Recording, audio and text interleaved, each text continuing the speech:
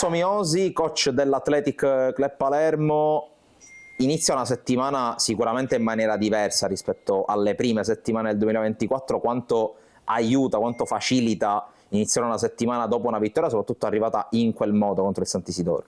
Diciamo che la vittoria è sempre una linfa per i giocatori, per lo staff e per tutti, fa sempre bene. Ultimamente abbiamo avuto, non so se è dovuto alle feste o comunque sia in questo periodo, abbiamo avuto un po' di calo mentale. Ci sta, fortunatamente, tra virgolette, l'abbiamo avuto con queste squadre, in maniera tale che spero che adesso dopo questa vittoria i ragazzi si rendano conto che ci dobbiamo rialzare e che già sabato prossimo siamo al massimo per affrontare questa partita e ci sarà. Ecco, entriamo proprio nel vivo di questa partita, tra l'altro la quarta volta in questa stagione. Fin qui lo score parla di 2 vittorie Athletic in casa, una vittoria Palermo Calcio a 5 in casa. A questo punto l'obiettivo è anche quello di cercare di invertire il trend.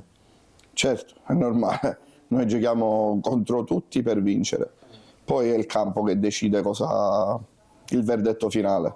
Fondamentalmente ogni partita è stata diversa e anche questa sarà diversa, si inizia a esserci il girone di ritorno e inizia a esserci anche un palazzetto, una partita che sarà secondo me bellissima, perché comunque sappiamo tutti che lo sport, il futsal è dentro un palazzetto e non nel sintetico, quindi speriamo bene e vediamo cosa ci dirà il campo.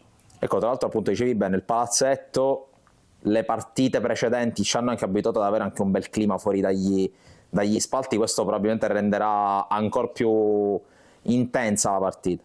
Sì, è tutta l'atmosfera che è diversa, una cosa è stare all'aria aperta, una cosa è stare al chiuso, tutto si amplifica ancora di più, quindi invito le persone che sono libere, noi giochiamo dopo le altre, intorno alle 6:30 se non erro, venissi a vedere questa bella partita sperando che sia appunto un ottimo spot, un'ottima pubblicità per il futsal palermitano, dove si incontrano 2 squadre che sono, penso, abbastanza genuine e che stanno bene, che si daranno battaglia, ovviamente che vinca il vincitore, sperando che siamo noi.